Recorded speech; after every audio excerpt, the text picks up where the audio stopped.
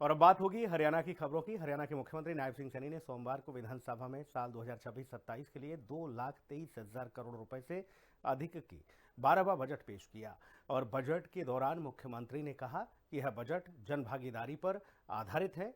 Budget पूर्व परामर्श में प्राप्त 5,000 सुझावों को देखिए इसमें शामिल किया गया है। उन्होंने यह भी बताया कि 16वें वित्त आयोग की सिफारिशों के अनुसार साल 2026 से 2031 तक केंद्रीय करों में हरियाणा की हिस्सेदारी 1.361% रहेगी, जो राज्य के राजस्व का एक महत्वपूर्ण स्रोत होगा।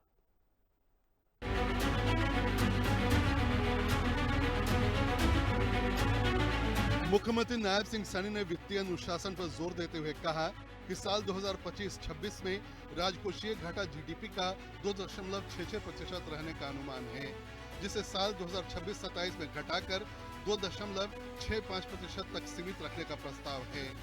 नए बजट में 4,293.17 करोड़ रुपए का राजकोषीय घाटा और 0.87% राजस्व घाटा प्रस्तावित है। साल 2025-26 के लिए 2,50,017 करोड़ रुपए के बजट में से 31 मार्च 2026 तक लगभग 2.20 लाख करोड़ रुपए खर्च होने का अनुमान है। इसलिए हमने हरियाणा को वर्ष 2047 तक $1 ट्रिलियन की अर्थव्यवस्था बनाने का लक्ष्य तय किया है। इसे प्राप्त करने के लिए हमने हरियाणा विजन डॉक्यूमेंट 2047 नामक रोड मैप तैयार किया है। इसका लोकार्पण गत 24 दिसंबर को पंचकुला में माननीय गृह मंत्री श्री अमित शाह जी ने किया था। ग्रामीण अर्थव्यवस्था को मजबूत करने के लिए सरकार ने कई बड़े फैसले किए हैं। साल 2026-27 से ग्राम सभा की प्रत्येक बैठक में 6 नए विकास कार्यों पर चर्चा अनिवार्य करने का प्रस्ताव है। कम से कम 300 घाटे में चल रही पैक्स समितियों को लाभ में लाने का लक्ष्य रखा गया है। श्रम एवं निर्माण सहकारी समितियों को लगभग 4,000 करोड़ रुपए के सरकारी कार्य आवंटित किए जाएंगे। साथ ही ब्लॉक आधारित औद्योगिक लोकेशन वर्गीकरण समाप्त कर सभी ब्लॉकों में निवेश को प्रोत्साहन देने की नई नीति लागू की जाएगी। सक्षम नाम से 500 करोड़ रुपए के विशेष फंड की स्थापना का भी प्रस्ताव है।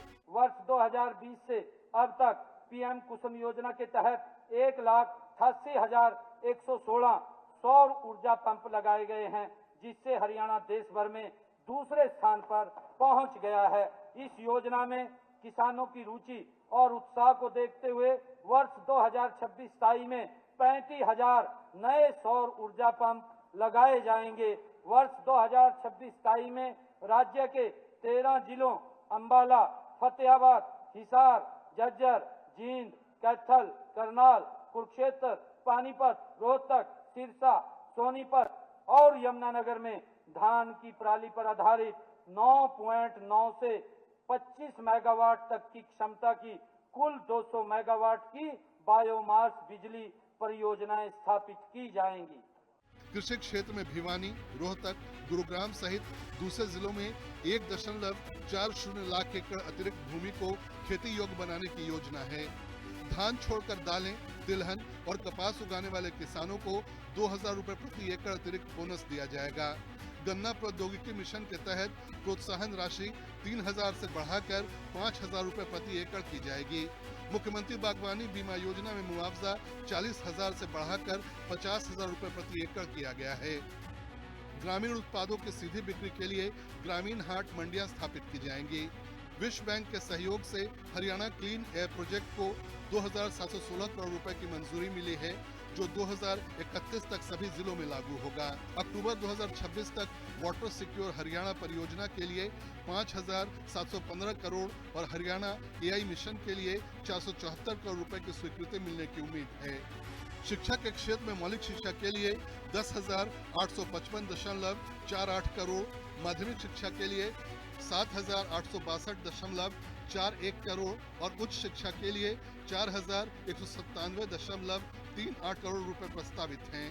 स्वास्थ्य एवं परिवार कल्याण, आयुष, चिकित्सा शिक्षा, खाद्य एवं औषधि प्रशासन और ईएसआई योजनाओं के लिए 14,007.29 करोड़ रुपए का प्रावधान किया गया है, जो पिछले साल से 32.89% अधिक है। श्रमिकों के बच्चों को गुणवत्ता शिक्षा देने के लिए अटल आवासीय विद्यालय स्थापित किया जाएगा। यह विद्यालय कक्षा 6 से 12 तक संचालित किया जाएगा। औद्योगिक शेडों पर लगने वाले निर्माण उपकर सेस मानक लागत मूल्यांकन पर आधारित हैं। यह मानक मूल्यांकन उच्च दर के होने के कारण अधिक बिल्डिंग सेस देना पड़ता है। सभी मानक मूल्यांकनों की समीक्षा उपरांत बिल्डिंग सेस को कम किया जाएगा। औद्योगिक विकास के साथ साथ श्रमिकों के स्वास्थ्य एवं सुरक्षा को प्राथमिकता देते हुए एक समेकित सुरक्षित श्रमिक स्वास्थ्य सिस्टम 4S की व्यवस्था शुरू की जाएगी। सिंचाई विभाग का बजट बढ़ाकर 6,446.57 करोड़, लोक निर्माण विभाग का 5,893.66 करोड़ और ऊर्जा विभाग का 6,868 करोड़ रुपए किया गया है। पंचायती राज एवं ग्रामीण विकास के लिए 8,703.75 करोड़, शहरी स्थानीय निकायों के लिए 6,240.97 करोड़ और गृह विभाग के लिए 8,475.01 करोड़ रुपए प्रस्तावित है। मुख्यमंत्री ने न्यूनतम मजदूरी बढ़ाने, 2000 नए बीटा बूथ खोलने, हिसार में 30 करोड़ रुपए की लागत से पशु चिकित्सा महामारी विज्ञान केंद्र स्थापित करने और हांसी जिले के लिए अलग से बजट प्रावधान की घोषणा भी की। उन्होंने कहा कि यह बजट समावेशी विकास, वित्तीय अनुशासन और हरियाणा को आत्मनिर्भर एवं अग्रणी राज्य बनाने की दिशा में एक मजबूत कदम है।